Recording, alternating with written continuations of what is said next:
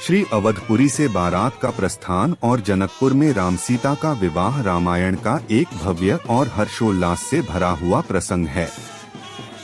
यह कथा श्री राम और सीता के विवाह के शुभ अवसर को दर्शाती है।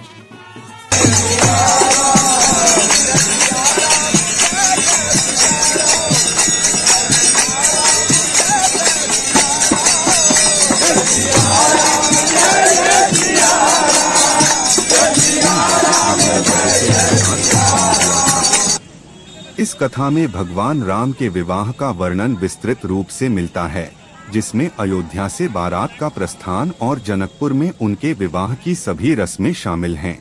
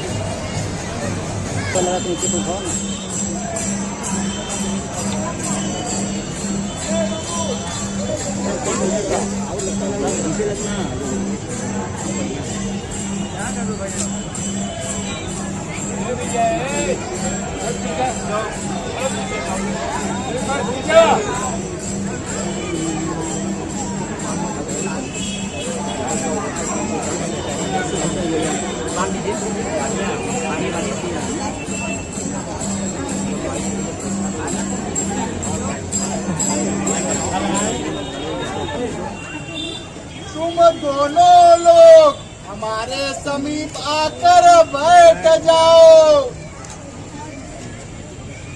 स्वस्थ श्री भूपमौली मंडल श्री महाराजा धीराज अवध राज 108 दशरथ महाराज देवहित मिथिलेश श्री सिरध्वज वमी नाम निवेदयार्थ भाषाय अत्र कुशलम।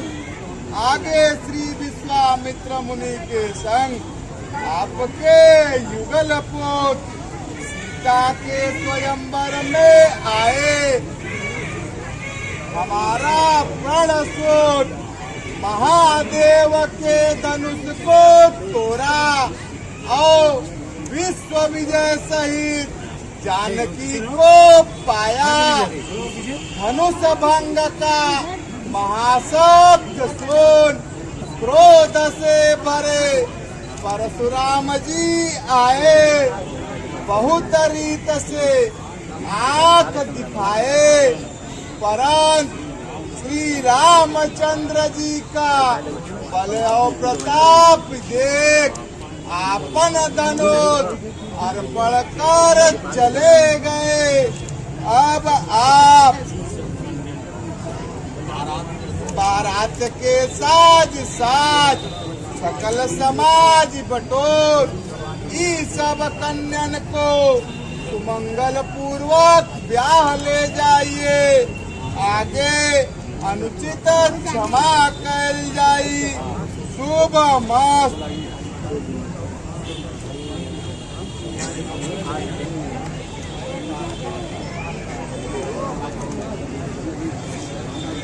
जब राजा जनक ने सीता स्वयंवर में राम द्वारा शिवजी का धनुष तोड़ने की सूचना भेजी तो अयोध्या के राजा दशरथ अत्यंत प्रसन्न हुए।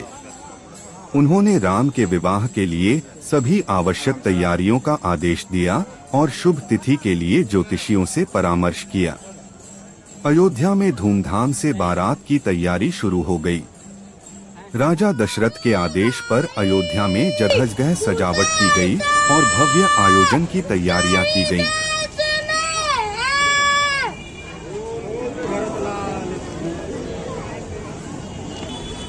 स्वस्ति श्री भूपमौली मंडल श्री महाराजा धीराज अवध राज 108 दशरथ महाराज देवयुत मिथिलेश श्री सिरध्वज वमी नाम निवेदयान आसाय अत्र कुशलम।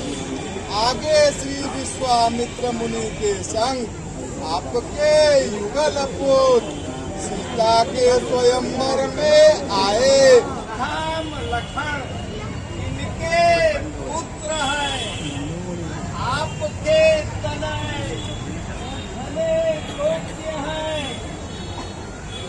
पुरुषों में सिंह तीनों गुरुदेव जियारे, यश प्रताप के आगे चंद्रमा मैला और सूर्य शीतल लगते हैं।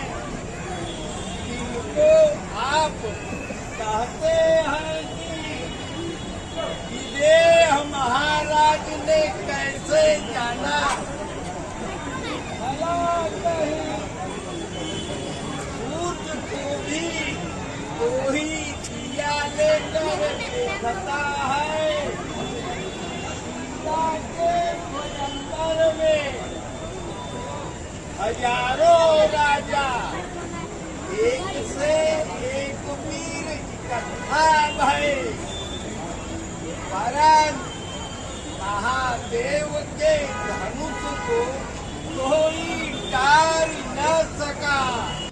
एक से एक वीर रावण बाणासुर आदि इकट्ठा भये। इस सभा में श्री रामचंद्र जी ने महादेव के धनुष को तोड़ा और विश्व विजय सहित जानकी को पाया।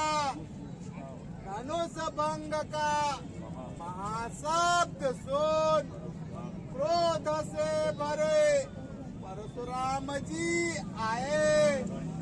बहुत रीत से आंख दिखाए, परंतु श्री रामचंद्र जी का बलय और प्रताप देख आपन धनुष अर्पण कर चले गए।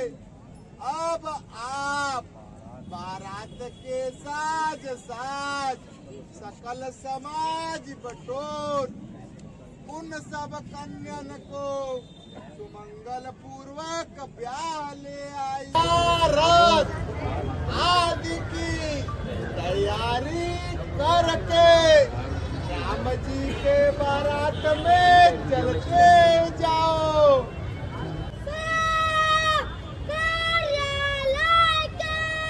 बारात में श्री राम के साथ लक्ष्मण, भरत, शत्रुघ्न और अनेक राजा महाराजा शामिल हुए। अयोध्या के नागरिकों के बीच विवाह को लेकर अत्यधिक उत्साह और उमंग थी। शुभ मुहूर्त में राजा दशरथ की अगुवाई में बारात श्री अवधपुरी अयोध्या से जनकपुर के लिए प्रस्थान करती है। बारात में घोड़े, हाथी, रथ और पैदल चलने वाले लोग सम्मिलित होते हैं। चारों ओर मंगल गीत गाए जाते हैं और बैंड बाजे की धुन पर लोग नाचते गाते हुए आगे बढ़ते हैं।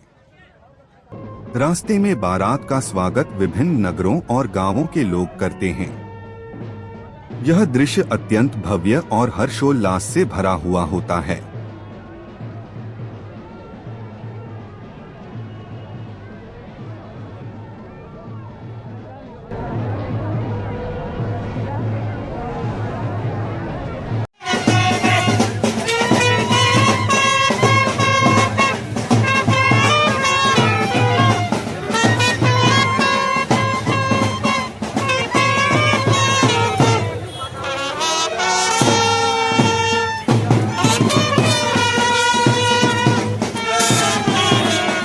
बारात जनकपुर पहुंचती है तो राजा जनक और उनकी प्रजा अत्यंत प्रसन्नता के साथ बारात का स्वागत करते हैं। जनकपुर की सड़कों को फूलों, रंग बिरंगे कपड़ों और दीपों से सजाया जाता है। जनकपुर में राम और सीता के विवाह को लेकर उल्लास का माहौल होता है और लोग बारात का भव्य स्वागत करते हैं। राजा जनक ने राम और सीता के विवाह की सभी तैयारियां बड़े धूमधाम से की थीं। जनकपुर का महल अत्यंत भव्य तरीके से सजाया गया था।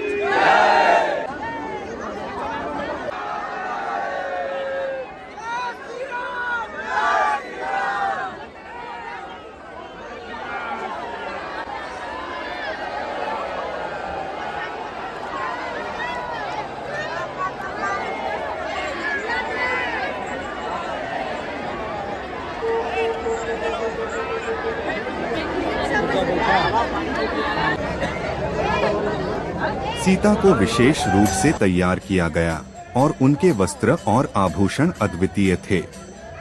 अयोध्या से आई बारात और जनकपुर की प्रजा के बीच मिलन का दृश्य अत्यंत हर्षोल्लासपूर्ण था।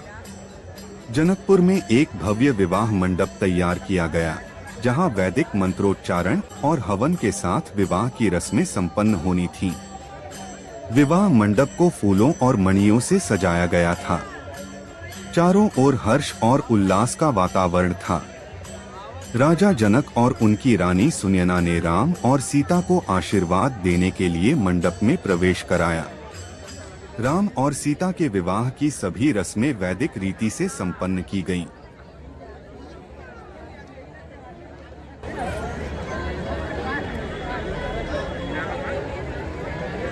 सबसे पहले राजा जनक ने राम को सीता का हाथ सौंपा।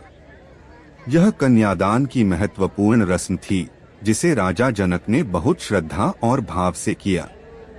इसके बाद राम और सीता ने अग्नि के चारों ओर 7 फेरे लिए, जिसे सप्तपदी कहा जाता है।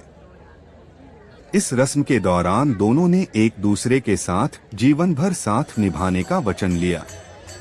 मंत्रोच्चारण के बीच राम और सीता का विवाह संपन्न हुआ।